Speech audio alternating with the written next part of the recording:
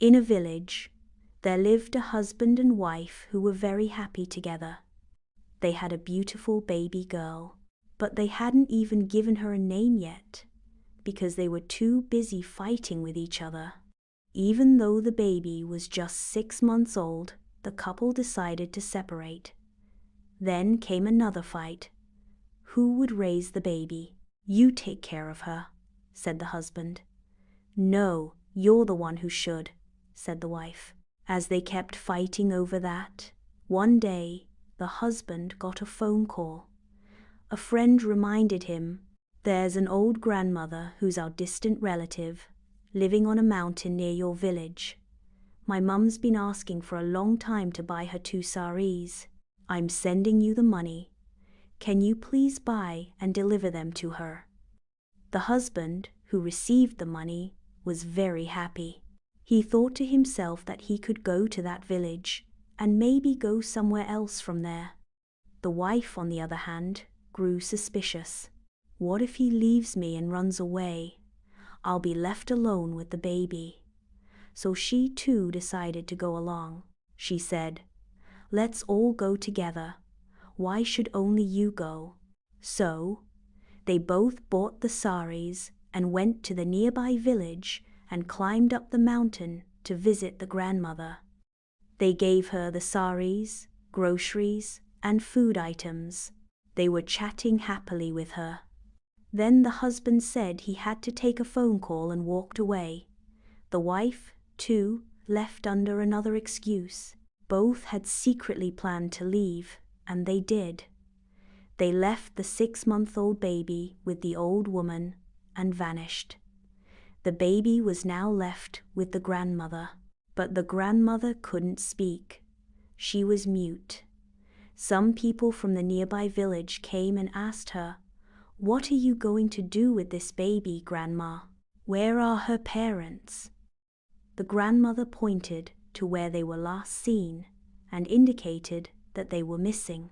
They told her, fine, a baby can't stay without a mother or father. They'll definitely return.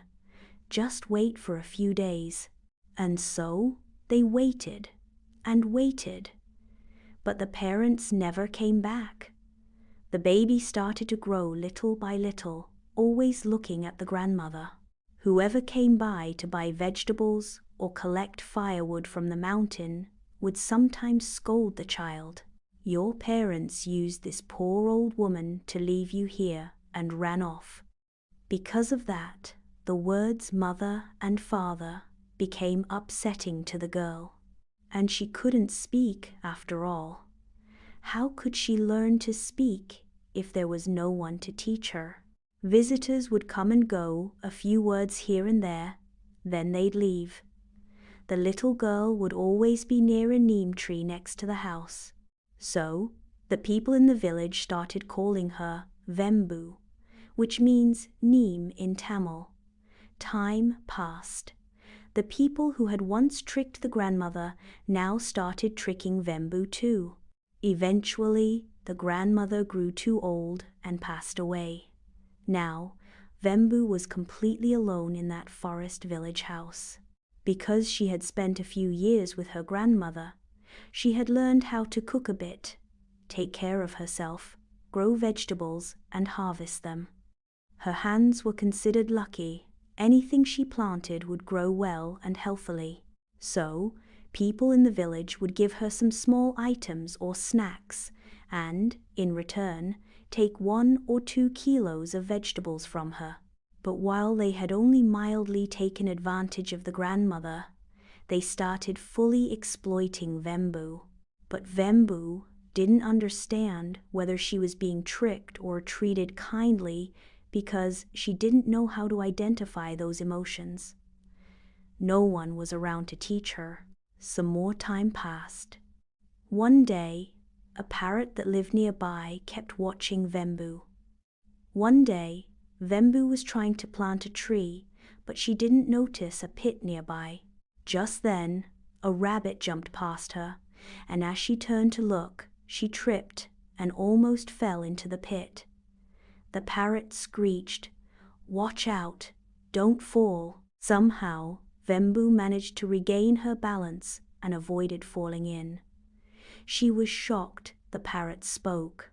She looked at the parrot and sighed, "Can you really speak?" Her eyes were full of wonder. "I can speak very well," the parrot said proudly. Vembu's face lit up. "Signed parrot, will you teach me to speak?" she asked. "Of course I will," parrot said. Vembu just nodded her head happily. "First, say Amma, mother, then Appa, father," the parrot began.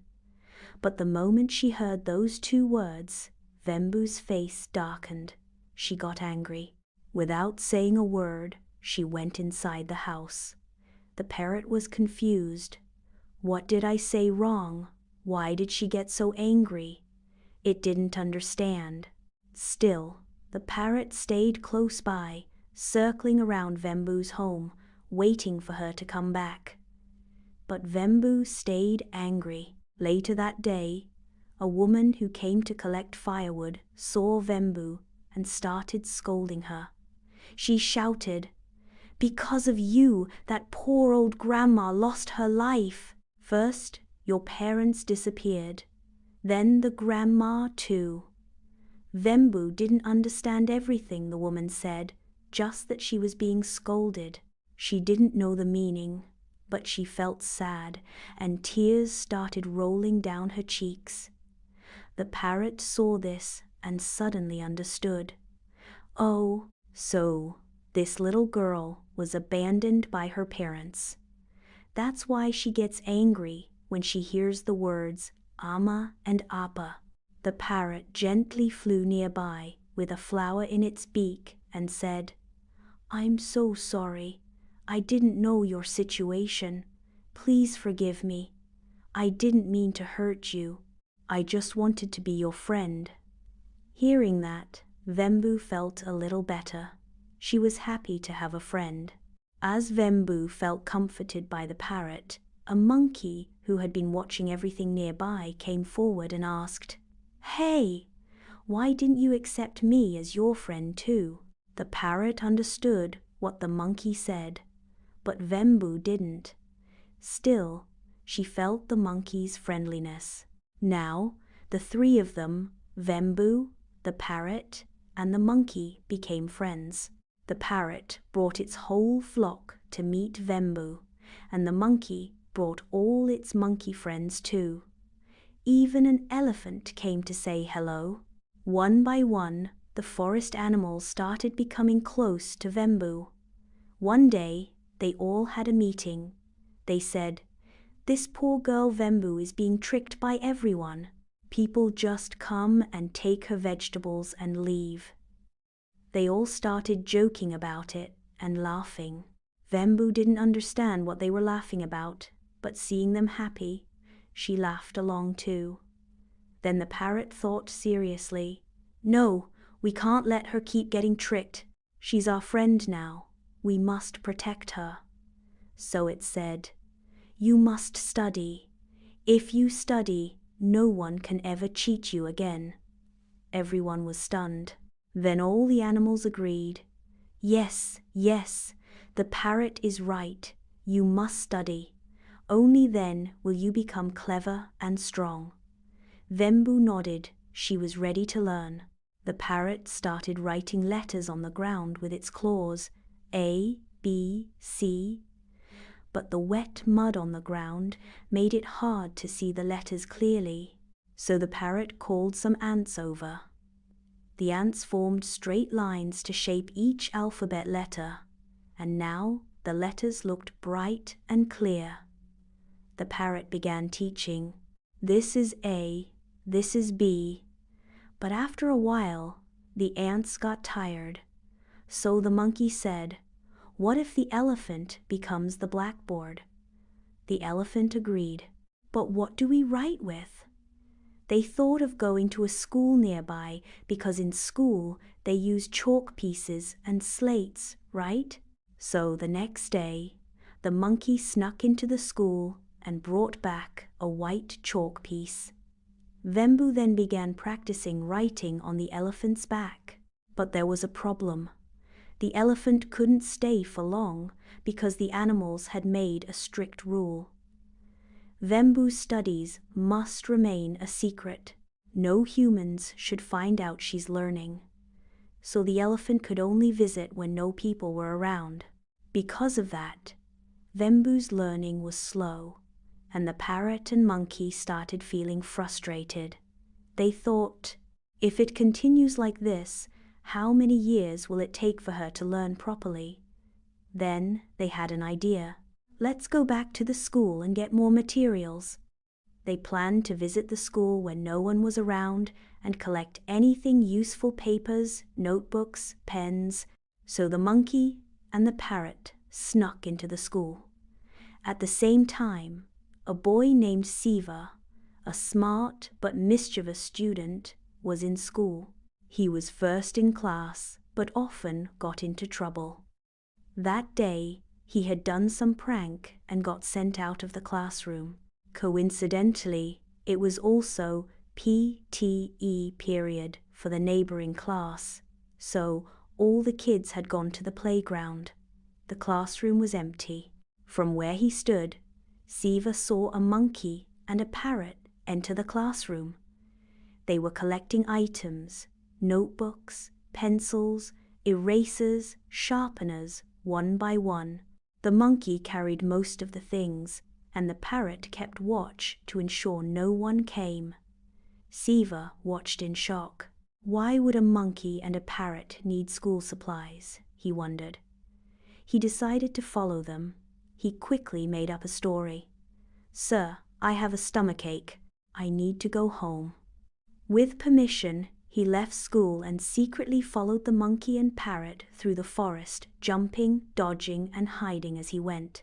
Finally, he reached a hidden spot and saw something incredible.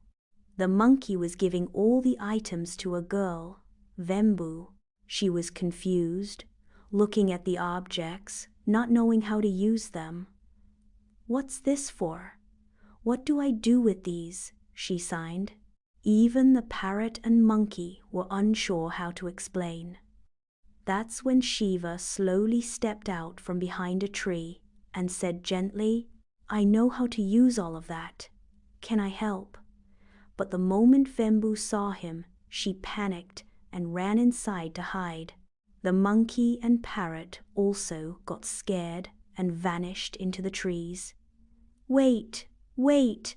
I want to help you. Please don't be scared," Shiva called out many times, but no one came out. Feeling sad, Shiva returned home. But that night, he couldn't stop thinking about Vembu. He wanted to go back and help her no matter what. The next day, Shiva woke up early with a plan. He remembered what the parrot and monkey liked to eat, so he packed a small bag with tasty treats: chili nuts for the parrot, bananas for the monkey, and even a few sweets he had saved for himself. With all these goodies, he went back to the forest and left the food in front of Vembu's house.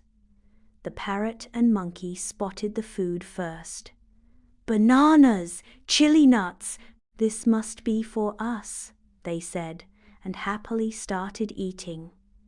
Then they wondered, who brought this? That's when Shiva stepped out and said, "It was me." "Hey, you again? You shouldn't be here," the parrot warned. But Shiva replied gently, "I just want to help. You're all trying to help Vembu, right? I can help you teach her." The parrot and monkey looked at each other. They thought for a moment and said, "Okay, we accept you as our friend, but understand Vembu has no parents. She has no one in this world. Everyone cheats her. She doesn't trust humans." Shiva listened carefully and said, "Then let me prove myself. Let me teach her with love. Slowly, she will trust me too." So the monkey and parrot took Shiva to meet Vembu again. But as soon as Vembu saw him, she shook her head and backed away. "I don't trust humans," her eyes said clearly. Shiva replied, "Okay, don't trust me, but let me teach them," he pointed at the parrot and monkey. "Then they can teach you." That made sense to her. She allowed it. Shiva opened the notebook and pencil. "This is a pencil. This is an eraser. This is a sharpener.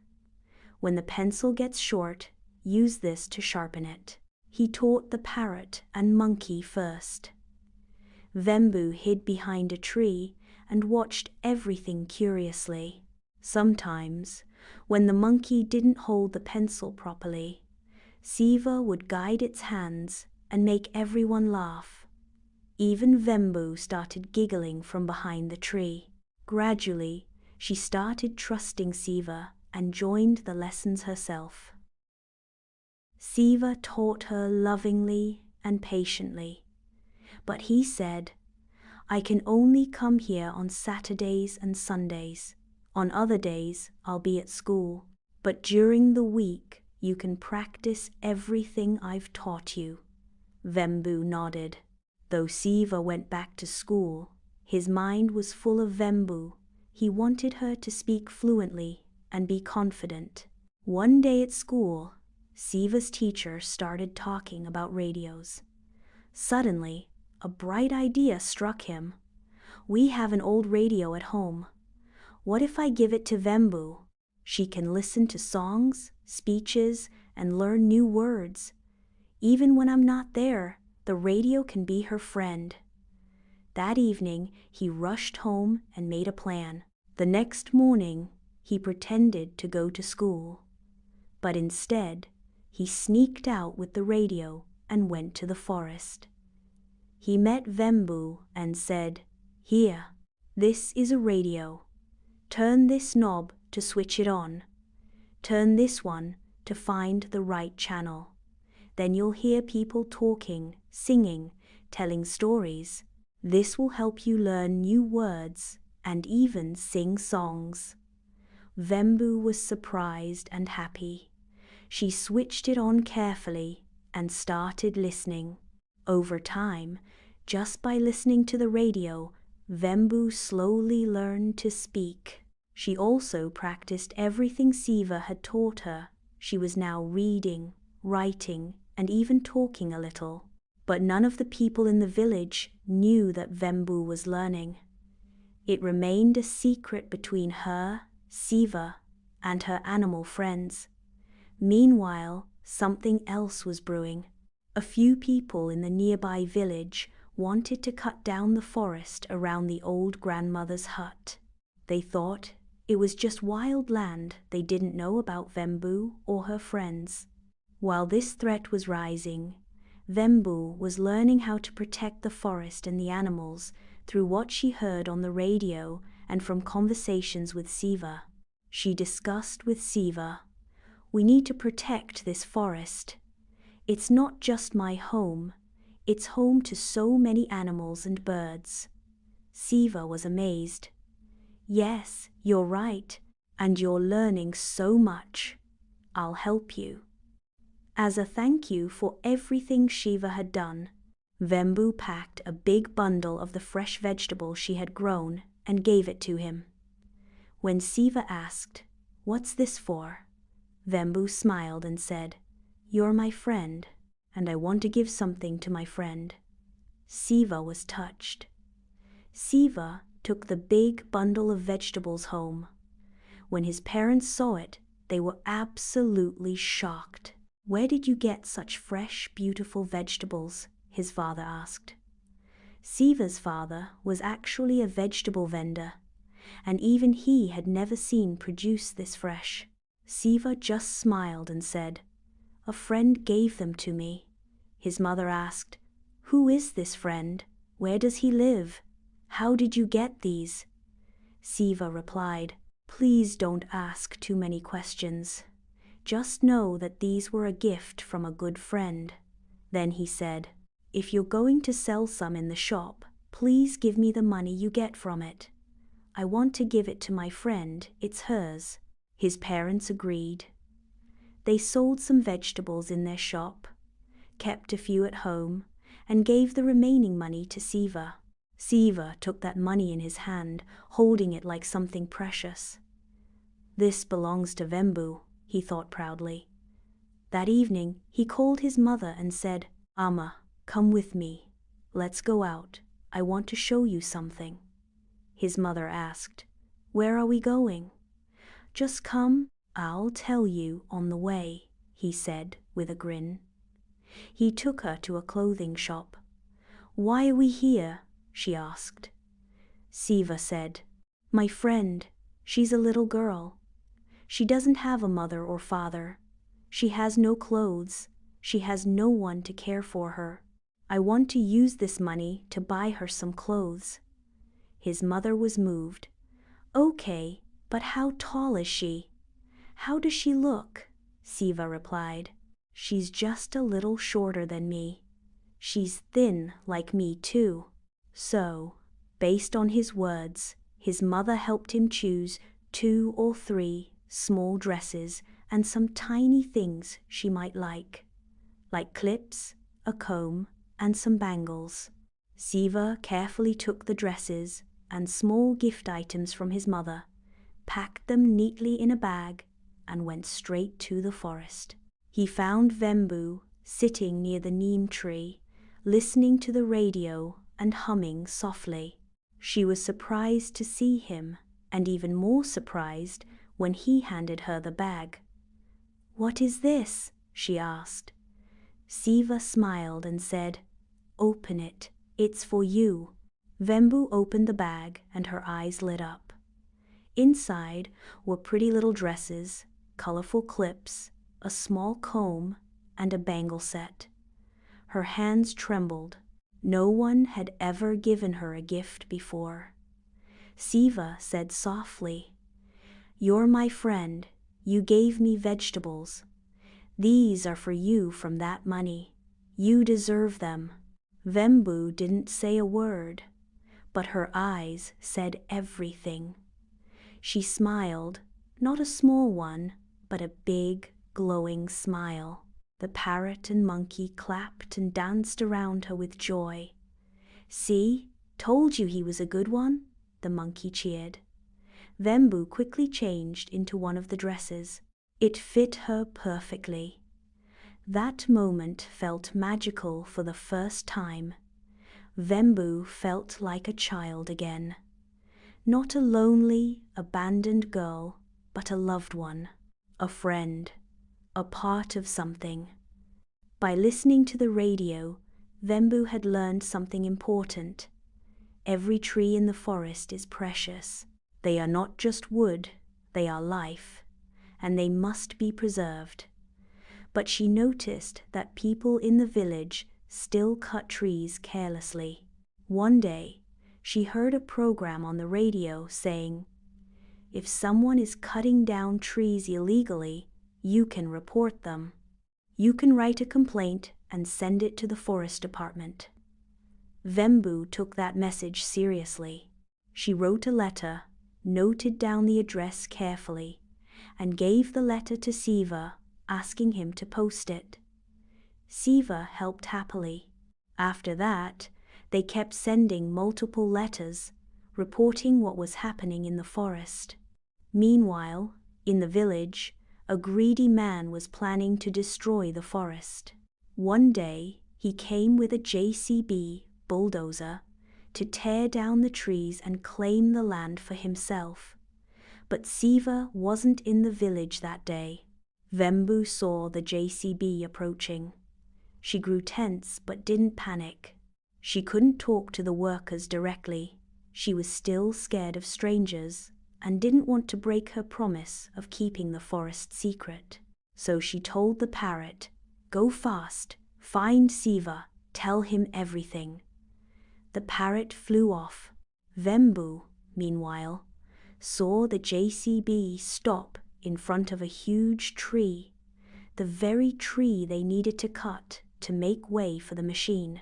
Suddenly, Vembu had an idea. She climbed the tall tree and sat right at the top branch, shouting silently with her presence, If you want to destroy this tree, you'll have to go through me. The JCB driver panicked. If anything happens to this girl, I'll be arrested. I can't do this, he said. The greedy man shouted, She has no rights here. That forest belongs to me. But the driver refused. Meanwhile, the parrot reached Shiva and told him what was happening. The monkey came running and handed over the legal document. Vembu had found proof that the land belonged to her grandmother and had not been transferred to anyone else. Shiva quickly informed his parents. His father was shocked to hear it all. They rushed to the police station. At the same time, officers from the forest department, alerted by Vembu's previous letters, had also started traveling to the forest. Now everything started to come together. The police and forest officers arrived. They questioned the greedy man, examined the document, and confirmed that the land belonged to Vembu, not him. You can't touch even a single tree here, they said firmly. This forest is under protection now. From the treetop, Vembu watched as the greedy man was taken away by the police. The officers called out to her, Come down, child, you are safe. We are here to protect you. Shiva, the parrot, and the monkey waved at her from below. Slowly, Vembu climbed down. Everyone gathered around her. The forest department announced, This forest will now be protected by the government, and Vembu will be our forest guardian. The greedy man sneered as he was taken away. So much fighting, and in the end, you don't even get the forest. But the officer said, She doesn't need to own it. She lives in it. She protects it. And that's more powerful than ownership. Everyone clapped. One officer turned to Vembu and said, We're proud of you. Thank you. And Vembu smiled and said clearly, Thank you, officer. Everyone was stunned. She speaks? She can talk? She knows how to write too? She sent us the letters. They asked her, How did you learn to speak and write? Vembu smiled and said, Shiva taught me. The parrot taught me. The monkey helped. Even the elephant helped. She proudly introduced her friends one by one. The officers were amazed. The entire village was amazed. From that day on, the whole village stood behind Vembu. She was no longer alone. Shiva wasn't her only friend. The entire village became her family. Moral of the story: even the smallest voice can make a big difference when guided by love, friendship, and courage. Education is the key to empowerment, and protecting nature is a responsibility we all share. True friends don't just support you, they help you grow, speak up, and stand strong for what's right.